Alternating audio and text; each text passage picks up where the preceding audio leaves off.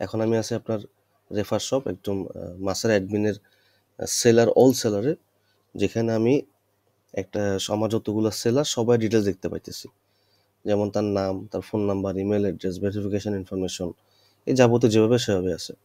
তো আমার যে রিকোয়েস্ট আপনি রাখছেন সেটা হইতেছে রেফার শপ, এই যে আমি যদি একটা ভ্যান্ডরের ড্যাশবোর্ডে যাই, একটা নতুন সেলার আইডি যোগ করে দিচ্ছেন, এটা যেটা হইতেছে এখন নতুন নতুন ভ্যান্ডর যোগ হইলে অটোমেটিক তার একটা আইডি এখানে ক্রিয়েট হয়ে যাবে।